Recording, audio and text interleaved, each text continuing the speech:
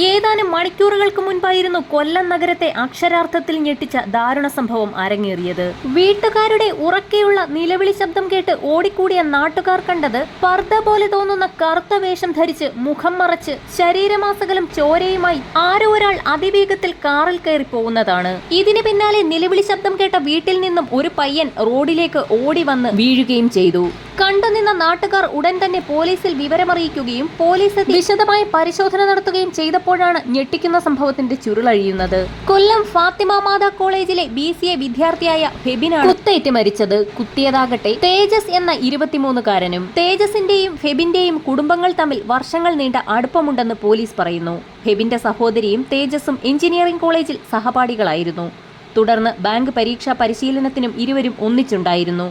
രണ്ടുപേരും പരീക്ഷ എഴുതിയെങ്കിലും യുവതിക്ക് മാത്രമേ ബാങ്കിൽ ജോലി ലഭിച്ചുള്ളൂ. തേജസ് ആകട്ടെ സിവിൽ പോലീസ് ഓഫീസർ പരീക്ഷ പാസ്സായെങ്കിലും ഫിസിക്കൽ ടെസ്റ്റിൽ പരാജയപ്പെട്ടു. അതിനുശേഷം ഇരുവരും അകൽച്ചയിലുമായി.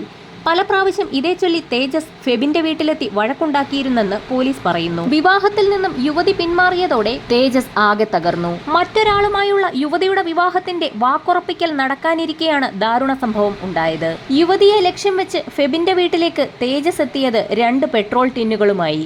ഒരു ടിൻ തുറന്ന് സംഭവ സ്ഥലത്ത് പെട്രോൾ ഒഴിച്ചിരുന്നു. പെട്രോൾ കൈവശം വെച്ചത് ഫെബിന്റെ സഹോദരിയെ കൊലപ്പെടുത്തുക എന്ന ലക്ഷ്യത്തോടുകൂടിയാണെന്ന് പോലീസ് സംശയിക്കുന്നു. എന്നാൽ യുവതി വീട്ടിലുണ്ടായിരുന്നില്ല.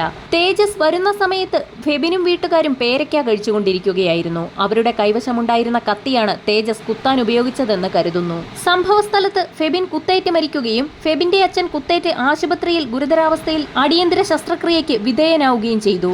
ഇതിന് പിന്നാലെയാണ് നഗരത്തെ നടുക്കിക്കൊണ്ട് ചെമ്മാൻമുക്കിൽ തീവണ്ടിക്ക് മുന്നിൽ ചാടി തേജസ് എന്ന യുവാവ് ആത്മഹത്യ ചെയ്തത്. സംഭവത്തിൽ പോലീസ് അന്വേഷണം ആരംഭിച്ചു. ആത്മഹത്യയും കൊലപാതകവും ഒന്നിനും പരിഹാരമല്ല എന്നും ഇത്തരം കുറ്റകൃത്യങ്ങളിലേക്ക് കടക്കാതെ പൊതുജനങ്ങൾ വീണ്ടും വിചാരത്തോടെ പ്രവർത്തിക്കണമെന്നും പോലീസ് മുന്നറിയിപ്പ് നൽകി.